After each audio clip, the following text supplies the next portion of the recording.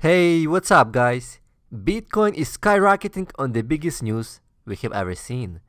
In this video, we will discuss what does that mean for Bitcoin when Tesla disclosed its Bitcoin investment. Then we will take a look what average Bitcoin price we should expect after this Bitcoin bull market run.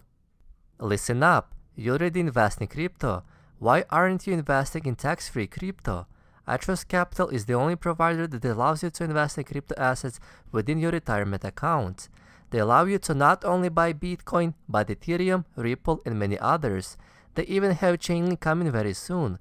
It's designed for beginners and experts alike. They give you 24/7 trading access and even have built-in institutional-grade secure storage. You do not need to worry about creating private keys. If you open an iTrustCapital Roth IRA, it allows you to buy Bitcoin now, and when asset grows over the next few years, you keep all the profit for yourself. No taxes. If you want to learn more, head to iTrustCapital.com and request a free insider guide now. This will teach you all about crypto retirement accounts and how you can invest tax-free. Link to iTrustCapital is in the description box below. Bitcoin is going nuts. This is insane what is going on. We will get to the news in a second, but first, let's take a look at the CoinMarketCap. Bitcoin just broke an all-time high. Currently, Bitcoin is trading slightly below $44,000 a coin, and this is the first time ever Bitcoin reached over $800 billion in market capitalization. Can you imagine that we are just less than 25% or less than $200 billion from $1 trillion in market cap? Who's going to be popping bottles at $1 trillion? Ethereum looks good as well. It's up by 31% for the past 7 days. It surpassed $1,700 once again. It's very close to reach its new all-time high. Cardano is going nuts. It takes 4th place as the most valuable cryptocurrency in terms of the market cap. It surpassed Polkadot and it sent Ripple XRP to the 6th place. ADA is up by 99% for the past 7 days. Thanks to Elon Musk, Dogecoin now is in top 10 cryptos. Now let's go to the biggest news of the year. Elon Musk, the richest man on this planet Earth, and his company Tesla invest in Bitcoin. Today, Tesla released its 10K SEC filing, and this is what was written. In January 2021, we updated our investment policy to provide us with more flexibility to further diversify and maximize the return on our cash that is not required to maintain adequate operations liquidity. As a part of this policy, we may invest a portion of such cash in certain specified alternative reserve assets. Therefore, we invested an aggregate $1.5 billion in Bitcoin under this policy. Moreover, we expect to begin accepting Bitcoin as a form of payment for our products in the near future. This is nuts. Wow, this is probably not only the biggest news from corporate world in 2021, but this is also the biggest news in entire Bitcoin 12 years history. Square invested $50 million in Bitcoin. MicroStrategy invested $1.1 billion in Bitcoin. But also, let's notice that when MicroStrategy invested into Bitcoin, it was only $1.3 billion market cap company. But Tesla is $825 billion market cap company with much greater influence than MicroStrategy. So now, Tesla converted $1.5 billion into Bitcoin, but wait until Tesla will start accepting Bitcoin as payment for their electric cars. It will drive Bitcoin demand even further from consumer side. Tesla fans will sell dollars to buy Tesla with Bitcoin. I know I am going to do that. I was planning to buy Tesla for years, and this could be a perfect moment to support this new payment process with Bitcoin. Of course, Tesla most likely will use companies such as BitPay that will convert Bitcoin into dollars instantly to make an accounting easier for Tesla. But still, this is a huge deal. If there will be a trillionaire in this planet, without a doubt, it must be an Elon Musk. He is by far ahead of the curve. He deserves it. Now, let's move on to some analytics. Here is a very cool chart that was published recently by Plan B. This chart represents Bitcoin historic performance since the Bitcoin halving. This baby blue color represents the performance since the first Bitcoin halving. This darker blue line represents the Bitcoin performance after the second Bitcoin halving, and the red line represents Bitcoin performance after the most recent 2020 Bitcoin halving. This darker green line represents an average price after the Bitcoin peak in the first Bitcoin cycle, And this light green line represents an average price after Bitcoin peak in the second cycle. In the first Bitcoin halving cycle, Bitcoin increased from $12 all the way till $1,200, and that would be close to 100x. After the top, Bitcoin dropped and developed this equilibrium. That equilibrium is represented in this green line, which is an average price of around $400. In the second Bitcoin halving, Bitcoin increased from $600 all the way till $20,000, and that would be around 33x ROI. After reaching the top, Bitcoin dropped a bit and found its equilibrium of around $6,000, which is represented in this green line. Now, let's go back to the most recent Bitcoin halving that took place in May 2020. In that time, Bitcoin was fluctuating at around $8,500. So far, Bitcoin generated 5x, still not bad, but here's the coolest part about this chart. Now, in this current bull market, this green line represents $100,000. Keep in mind, this is not the top, it's just an average price. In 2017, Bitcoin retraced by 66% to that average price. Now, if Bitcoin retraces by 66% to $100,000, it means that Bitcoin has to top at around $300,000 a coin. Let's also take a look at the more bullish scenario. If Bitcoin follows the first Bitcoin halving and makes 100x, then Bitcoin would top at around $800,000. Then it would retrace back to this dark green line at around $400. I don't know which one is going to be, but since Tesla got into Bitcoin, this bull market is going to be massive. Now, let's take a look at this most recent video where Raul Paul and Pompliano discuss this bull market run and the Bitcoin adoption. Let's take a look. What is in your head? What do you think it's going? Because you're building businesses around it, right? I know what that means. That means you're looking for, positive funding ways of playing a super trend. Make as much money out of you can, number of ways. You've got a media business, you've got an investment business. I get it. Where is this space going? Do you want the institutional pitch, or do you want what I really believe? What the fuck do you think?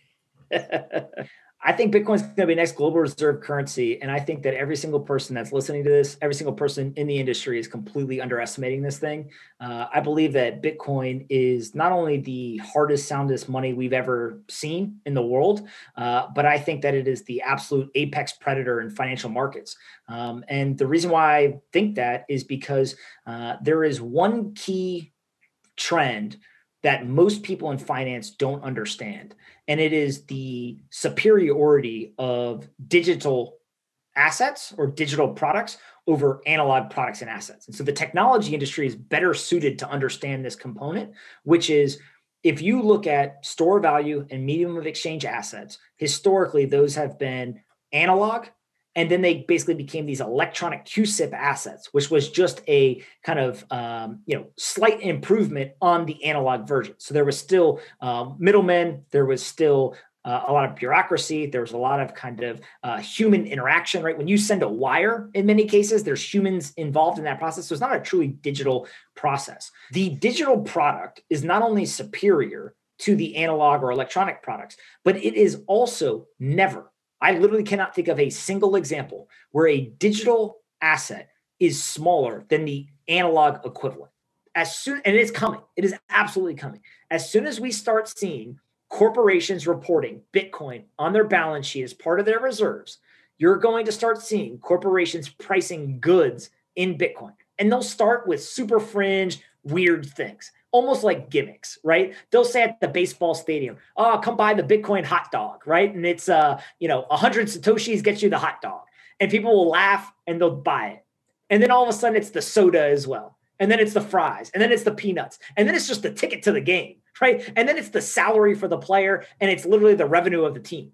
And so that may take 10 or 15 years to happen. But when we start pricing things in Satoshis, what you're going to see is all of a sudden that volatility basically gets masked. Right? Bitcoin only dropped recently 20% in US dollar terms.